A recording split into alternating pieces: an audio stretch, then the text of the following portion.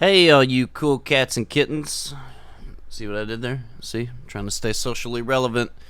Atomic Moon here, back with a part 3 part of this little tutorial series that I'm doing on synthesizers and synthesis. I've been having a lot of fun doing this tutorial video series. I think this is probably the most fun that I've had personally making some videos. I was looking over some of my other videos, and I don't know.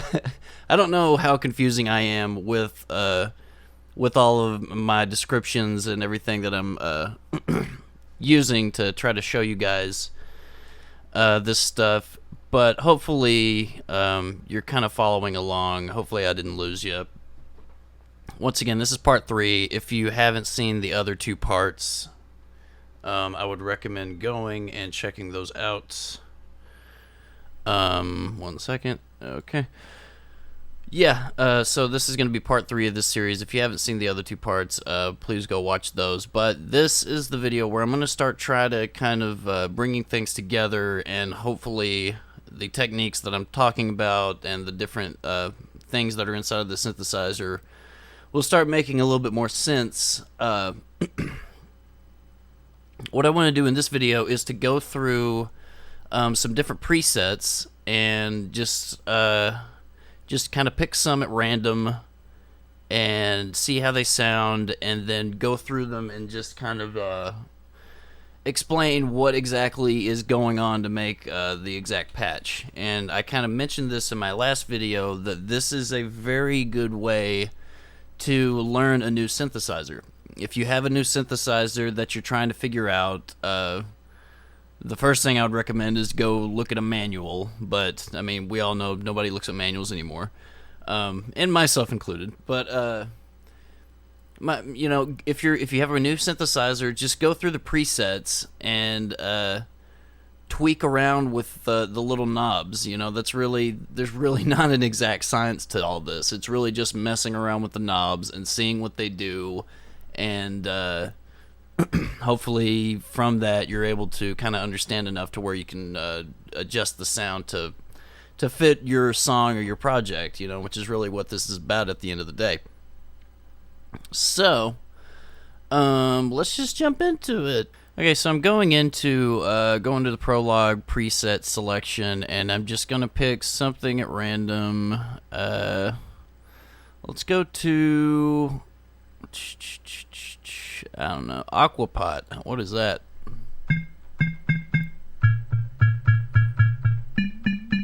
Okay, so this is a percussive sound, as made evident by the envelopes here. There's kind of a lot going on with it. But as I alluded to earlier, there's different ways of making percussive sounds in a synthesizer. You can use noise to make like hi-hats and snares and things like that. This is more of like a pipe bottle, like a glass bottle or something like that.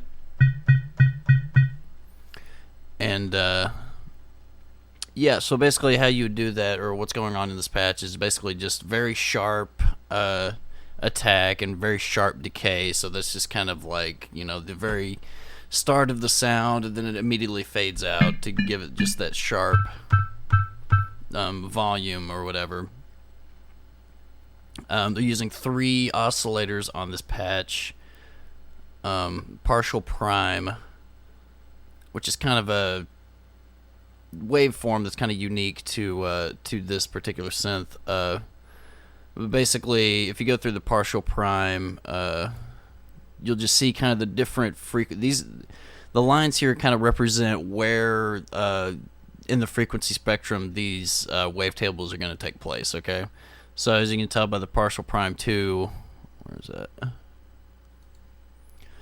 The lowest line is kind of up here in what would be like the mid-range. So this is like basically not giving you any like really low fundamental frequency. It's mostly going to be taking up space kind of in the high mid-range.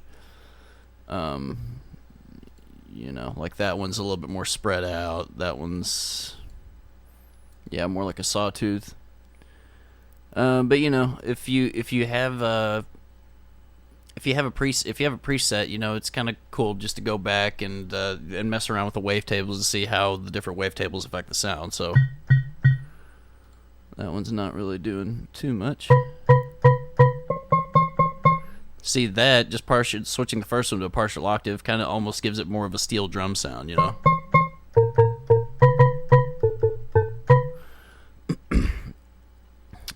Partial add 5. Yeah. And that's what I'm saying. Like, if you have a preset that you like and you just want to make it more unique sounding, then that's really all you got to do is just, you know, a quick and easy thing to do would be just to switch out the wavetables, and, you know, then suddenly it's not a preset, it's your own sound. As you can see, there's kind of some detunement going around with the 3 oscillators that they're using.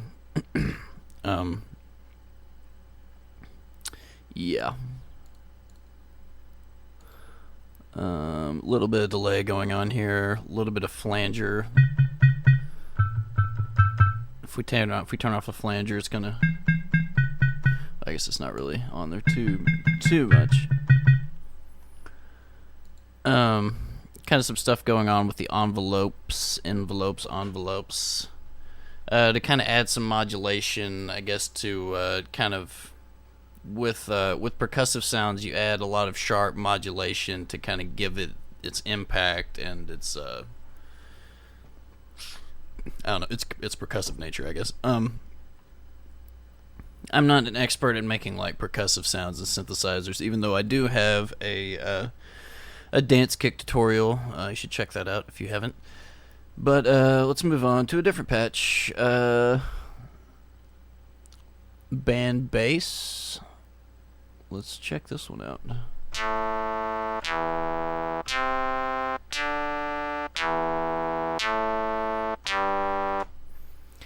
So this is pretty standard. Let's see what all's going on here. Yeah. Not really too much going on with this.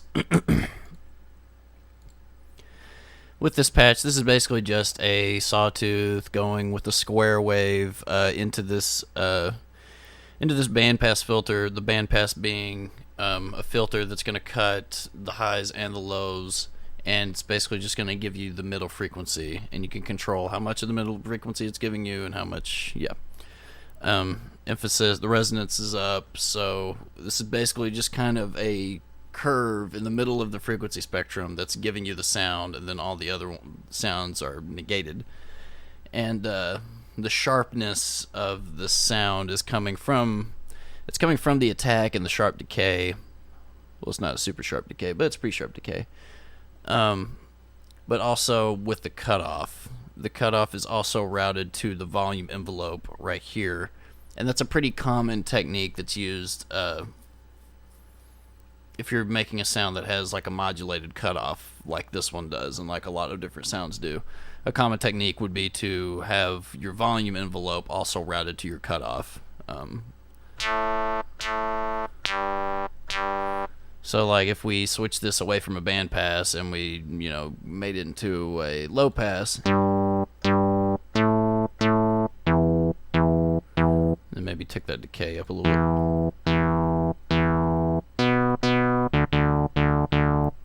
Yeah. That's your notch right there.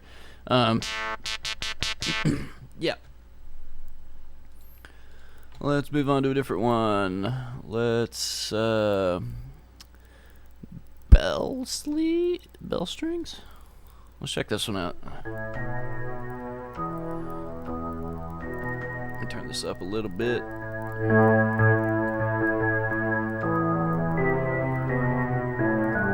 So this is like a pad sound. A pad kind of being a very drony type of a background instrument that's kind of typically is like one note or some chords or something. And typically these types of patches are more to set the mood They're used a lot in like radio and TV. Like if there's some sort of intense dialogue going on, you might have just like some chord. Okay, maybe not that, but just like might have just like some single notes in the background, while somebody's talking, or somebody's getting some bad news, or maybe you're going through some sort of a haunted house and you're not quite sure what to expect is going on, like that type of thing.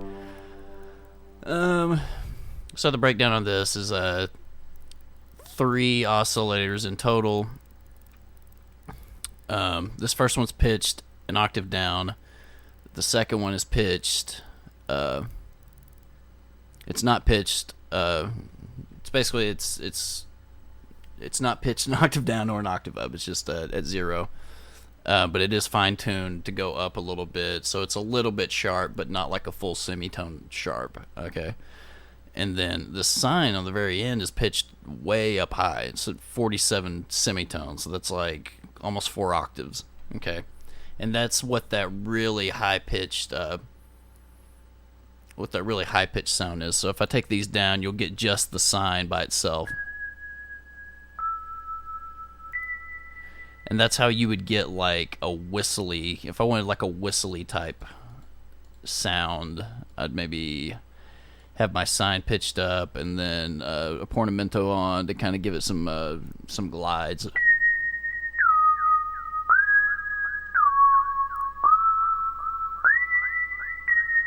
So you can kind of hear that as being some sort of sci-fi type of a noise. But in this particular patch, it's added in. I don't remember where these were.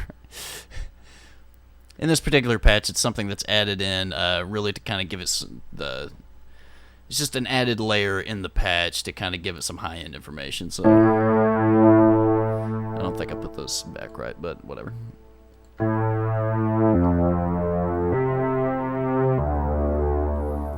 So yeah, these are like slope as the wave tables. This is basically it's similar to a sawtooth, but you could tell the sawtooth ramps up a little bit more uniformly.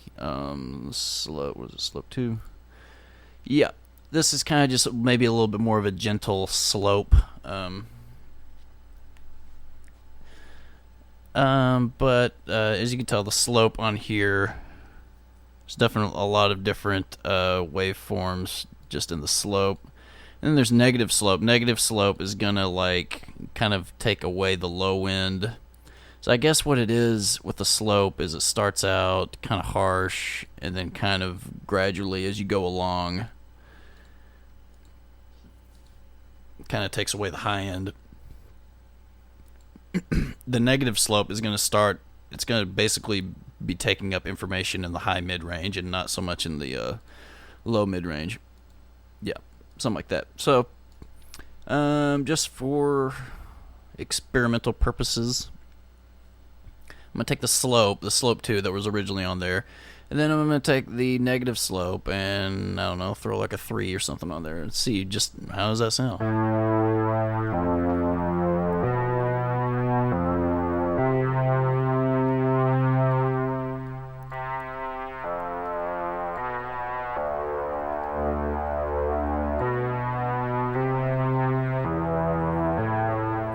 Yeah. We're just messing around, guys. We're just messing around. The envelope. The volume envelope is very sharp attack, no decay, sustain all the way up. So basically that's, as soon as I hit the note, it's going to go immediately to maximum volume, and it's going to stay at maximum volume through the duration of me holding the note. And then the release is set a little bit long, so if I let go of the note, there's still going to be like some lingering volume going on of the note. So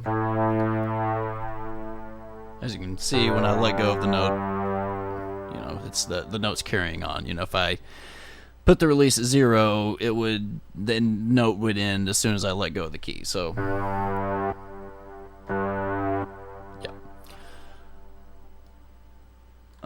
what's going on effects wise? A little bit of delay going on. I think they're mainly using it as kind of a reverb. kind of, you know, you can use delay as a reverb if a reverb is not an option on a synthesizer. Like this doesn't have reverb. A lot of synths do have reverb, onboard reverb on there. And you know, using the attack, using the release right here can give you a reverb in a sense, you know. And then there's like a little bit of chorus going on. And that's about it. I like this patch. Oh yeah, still legato on.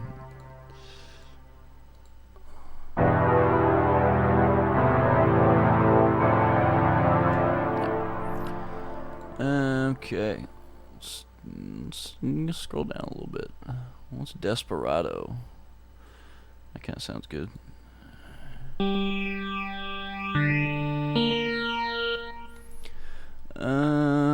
Let's do something different. Doctor Who.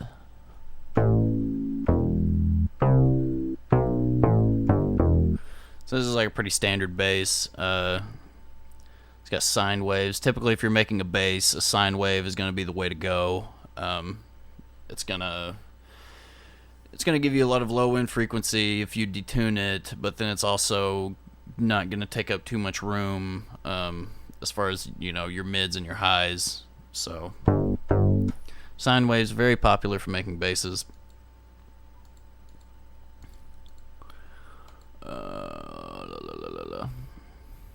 So right here is where, right here in this envelope is where the attack is happening to kind of give it that stand-up bass type feel.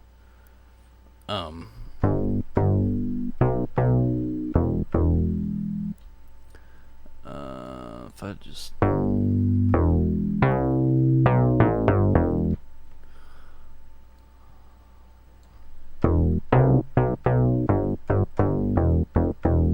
Yep. Sine waves all around. This one's tuned way down. Let me try. Yeah. A lot of the overall sound of this is coming from this envelope right here, just the sharp attack, sharp decay, going into a sustain of a little bit below halfway. So it's just giving it's like a stand-up bass or something like that. It's got like a very plucky sound to it. So, yep. So if I go here, I can actually kind of get. This would give me an idea of what I'm looking at. Let's go with musical effects. What's going on here? Bleeps and blips. I like that. Space whip.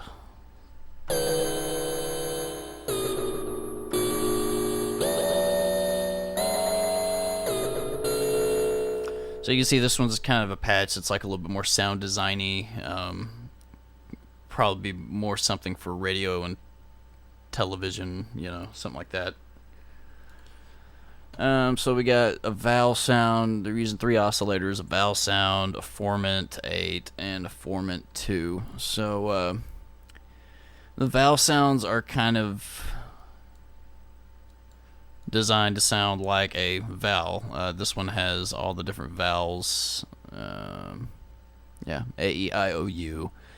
And it's kind of designed to sound like whatever the corresponding... I don't know why it's so sharp.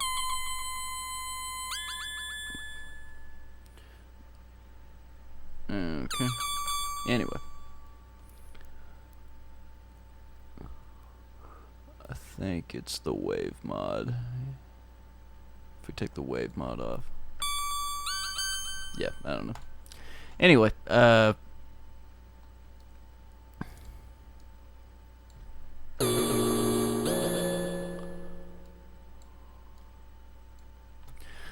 when you start getting into like sound design for like film and whatever, you'll start getting into these other different oscillators, like the formant oscillators and things of that nature. Like a lot of the musical ones will be your sawtooth and your basic ones, and maybe like some added distortion. But a lot of these other ones are kind of, especially like the negative slope and the Reso pulse and some of these. I've actually made basses out of the Reso pulse before, but a lot of those are going to be more for like sound effect type things.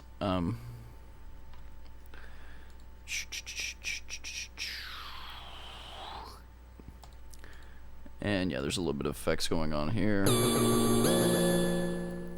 So yeah, it's cool to just go through your presets and mess around with them, mess around with waveforms, mess around with different effect settings and things like that. A lot of the times, as your ear will kind of be trained and you get a little bit more experience, you'll hear something in a patch and you'll instantly be like, oh yeah, I can use that, but I need to change blah blah blah, and then it'd be able to fit. A lot of the times it's a filter, a lot of the times it's an effect.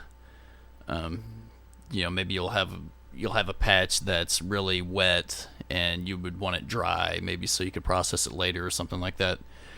Or maybe you have a really dry patch or dry preset that you would want to add effects to, so let's do one more synth lead. Let's saw lead, screaming. Let's get screaming lead going.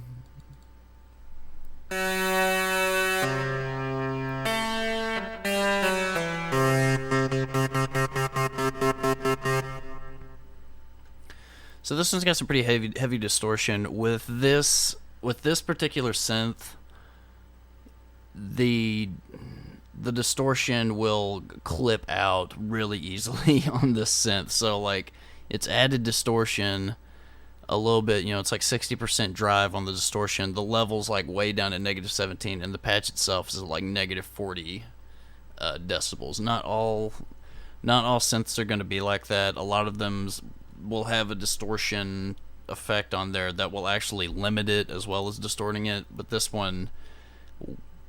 particular synth can get away from you very, very quickly. One thing I noticed about this synth is the I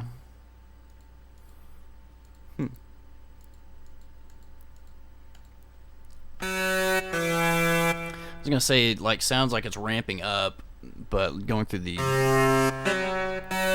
envelopes, it doesn't really look like there's anything that's ramping up. Maybe it's an LFO. No. Interesting. I think what it could be maybe is the cutoff right here.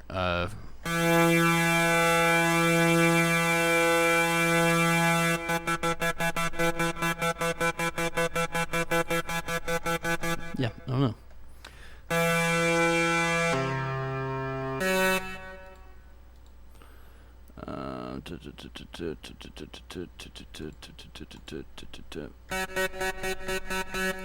Yeah, so it's like a very metallic lead sound. I guess I can actually add voices to this.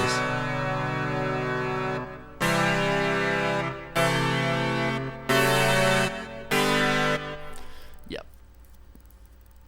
A lot of the sounds kind of sound very similar. Once you really start kind of dissecting it. So that's why it's kind of a good idea. Although I think you should learn one synthesizer and then be able to learn one synthesizer in and out before you really start experimenting with different synthesizers. But at the same time, it's good to have different synths in a project to kind of give it added layers and added density to your mix or whatever. Yeah. So I think I'm going to cut this tape. I hope this was somewhat beneficial. I don't know how beneficial this would be. But yeah, the main takeaway from this video is go through some presets on a synth that you don't really know very well. Kind of mess around with it. It's all about experimentation at the end of the day. Take an hour or two every day and kind of get acquainted and get better at sound design. Sound design for me was just like such a You know, a life-changing, really kind of a thing. It really, once I started getting into sound design, it really kind of changed the way that I started looking at music and started listening to music. You know, like once you start getting into sound design, when you start hearing, you know, pop songs, when you start hearing rap, and when you start hearing, you know, EDM songs, your mind just kind of immediately jumps to like, oh, I know how to make that sound, or oh, I wonder how they made that sound, and you know, things of that nature. So it's really kind of a mind-opening experience, and I encourage everybody to mess around with it. There's a wealth of information on YouTube, not just on my channel, but many other channels, to help get you started, and I hope this was helpful if anybody's watching it. But I had fun making these videos. I don't know what my next tutorial will be, but thank you guys for watching. This is Atomic Moon, and I'll see y'all later.